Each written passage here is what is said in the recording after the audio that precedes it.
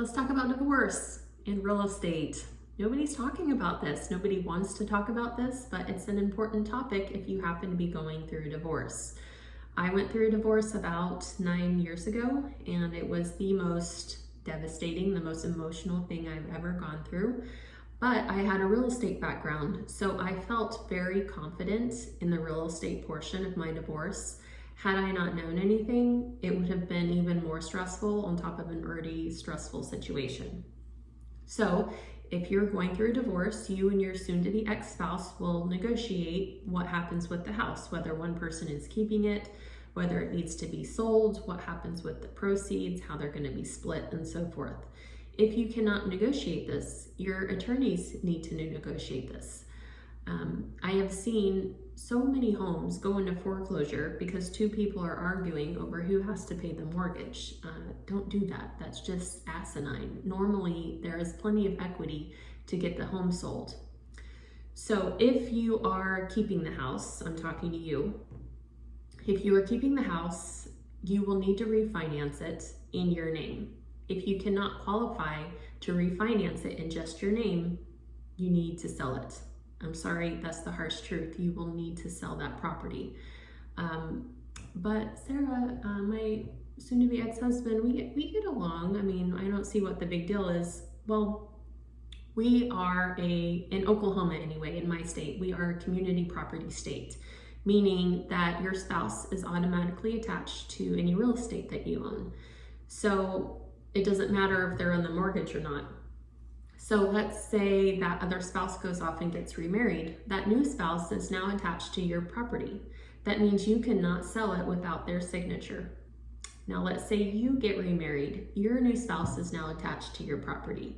So you have two couples who may get along, who may not, we don't know, it's in the future. They all have to come to closing and sign off on this property if you want to sell it. So you can imagine how sticky that can get. So refinance it. Also do what's called a quitclaim deed. Quitclaim deed, Q-U-I-T. That means whoever's not getting the property, they are releasing all their rights and interests to that property, so it's yours and yours alone. Now, when you are refinancing it, your lender will order an appraisal. And this is very important if you're giving any portion of the equity to the other spouse, which is in most cases. So they will order an appraisal, and for whatever reason, I'm not sure why, I don't always agree with the refinanced appraised price. And I will give you the perfect example. My very first house that I bought, I paid $79,000 for it.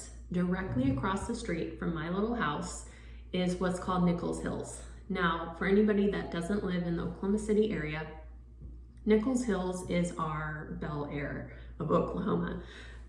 It's kind of a big deal to live in that neighborhood. So when I refinanced that house to get a better rate, the appraiser used Nichols Hills comps to appraise my house, and he appraised it for $300,000. Now, since I had a real estate background, I knew there was no way in hell that I could ever resell that property anytime soon for $300,000. I resold it a couple years later for I think $136,000 after I had remodeled it. And since then, it has sold several times, but it's still not worth $300,000, and this is 15 years later. So if that was a divorce situation, you can see how dangerous that can be when you have one spouse saying, give me half of that equity. The person that's keeping the house is automatically upside down in the house. So how do you avoid that? You get a real estate agent. You get one that's local. You get one that knows the market. You get one that has been in the business, and they will be able to give you a price on what that home can sell for in today's market. And if the other spouse doesn't agree with that realtor, have them go get their own realtor. And if their realtor is local and they know the market and they've been in the business, the prices, the two market prices, they should be very similar. And if they're not, there's something wrong, go get a tiebreaker realtor. So you have a accurate price on what your home is worth today.